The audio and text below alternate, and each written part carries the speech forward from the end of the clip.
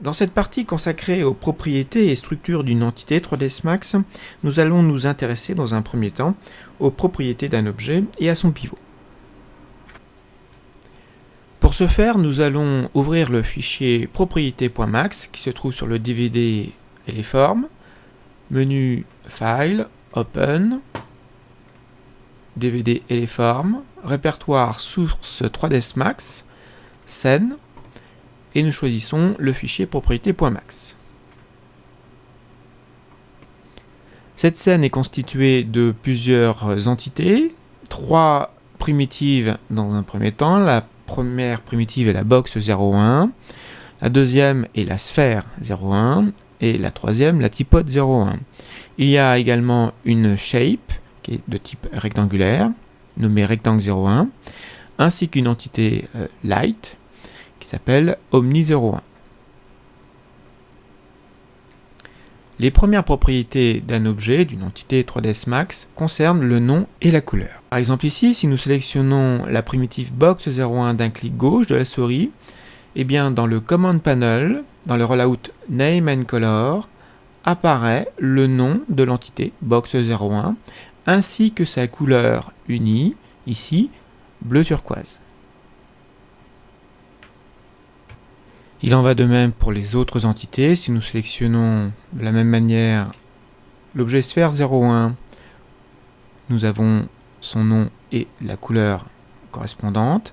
Même chose donc pour la typode 01, la spline, rectangle 01, ou bien la lumière, Omni 01.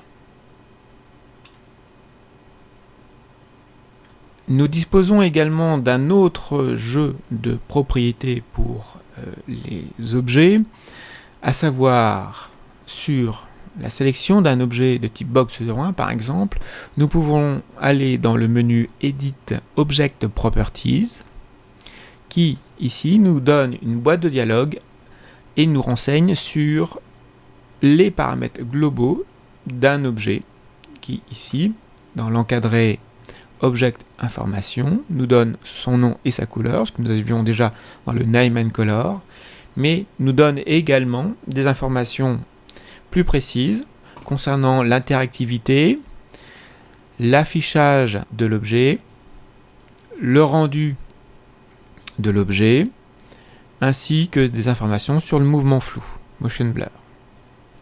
A noter également que dans cette fenêtre de dialogue Object Properties, il existe d'autres onglets autres que l'onglet général. Il existe par exemple l'onglet Advanced Lighting ou Mental Ray, qui sont des propriétés d'objets, du même objet, mais adaptées au rendu avancé utilisé dans 3ds Max. Donc pour Advanced Lighting, il s'agit de la radiosité ou du calcul avec le Light Tracer. L'Advanced Lighting étant un mode de rendu avancé de la lumière pouvant être utilisé pour le calcul d'une image 3D.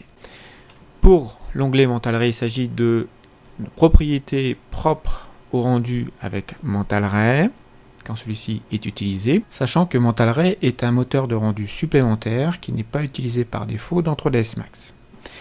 Et l'onglet User Defined permet ici de donner des informations personnelles à cet objet, par exemple, qui a créé cet objet, qui l'a modélisé et pour quel type de production, par exemple. Nous revenons sur l'onglet Général et nous allons activer certaines options d'affichage afin de constater le résultat de la gestion de ces propriétés. Alors par exemple ici, si nous sélectionnons la case See-Through dans le Display Properties, c'est-à-dire propriété d'affichage, nous allons activer ici la possibilité de rendre l'objet transparent. Il suffit pour activer l'option See-Through de cocher donc cette case et de valider avec le bouton OK. Nous constatons ici, si nous faisons un cadrage sur l'objet et une rotation de vue, nous voyons effectivement une transparence de la box 01.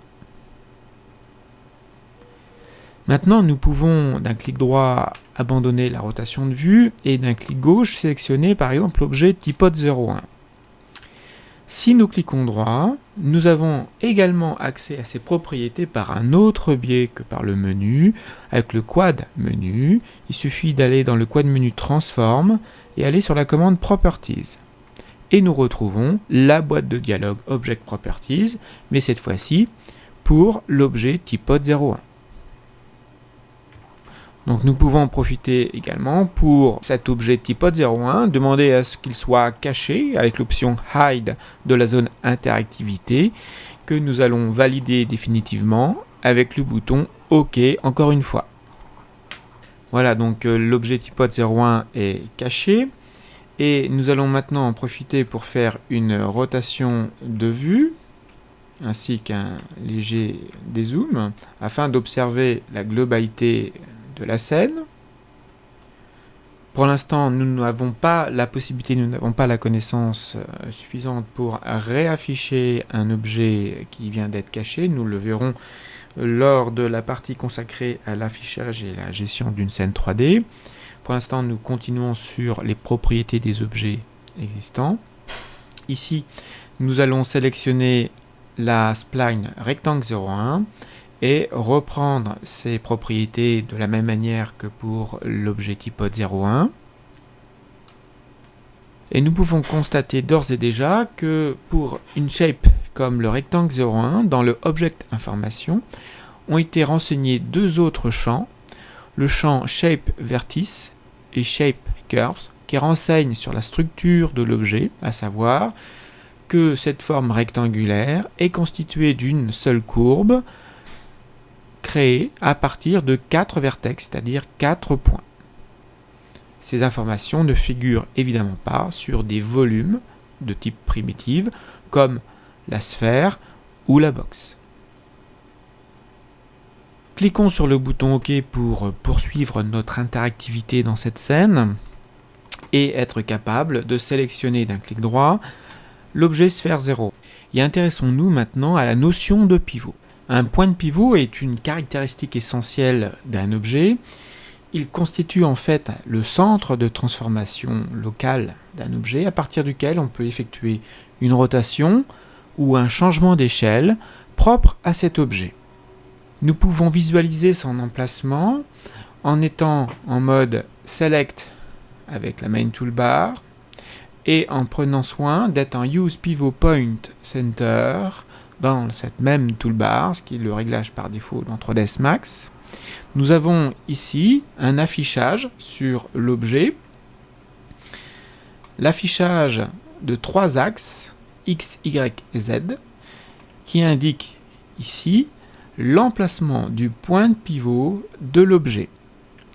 Il se trouve que pour la sphère 01, par défaut, le point de pivot est au centre géométrique de l'objet. Mais si nous sélectionnons maintenant, cette fois d'un clic gauche toujours, l'objet box 01, nous serons ici en mesure d'apprécier le fait que son point de pivot, donc le point de pivot propre à l'objet box 01, est situé à la base de la géométrie box. Nous pouvons également le vérifier dans les autres vues, les vues left ou les vues front par exemple. Donc ici, nous pouvons constater que le point de pivot n'est pas forcément situé au centre géométrique de l'objet, mais il dépend du type de primitive créée et des modifications éventuelles apportées par la suite. Enfin, il faut savoir qu'un point de pivot peut toujours être modifié dans son emplacement ou dans son orientation grâce au Command Panel et à l'onglet Hiérarchie, le troisième onglet du Command Panel. Par défaut, nous sommes sur le bouton Pivot et tous les boutons contenus dans le Rollout Adjust Pivot permettent, comme son nom l'indique, d'ajuster le point de pivot de l'objet. Par exemple ici, si nous cliquons sur le bouton Affect Pivot Only, nous sommes capables de pouvoir déplacer ou réorienter le point de pivot d'un objet par rapport à sa géométrie. Si nous allons sur le bouton Select and Move, que nous l'activons, et que nous plaçons notre curseur par exemple sur l'axe X, que nous laissons le doigt appuyé sur le curseur de la souris et que nous déplaçons légèrement sur la droite, et bien ici nous aurons déplacé le point de pivot de l'objet box 01. Pour être en mesure ensuite de continuer des transformations habituelles de la géométrie et non plus du point de pivot, il suffira de désactiver le bouton Affect Pivot Only. Bien sûr, nous aurons l'occasion de revenir sur le changement des points de pivot à l'occasion de l'étude du déplacement, de l'orientation et de la mise à l'échelle des objets, ainsi qu'au cours de la partie réservée à la modélisation. Nous avons donc maintenant terminé la présentation des propriétés et pivots d'une entité 3ds Max.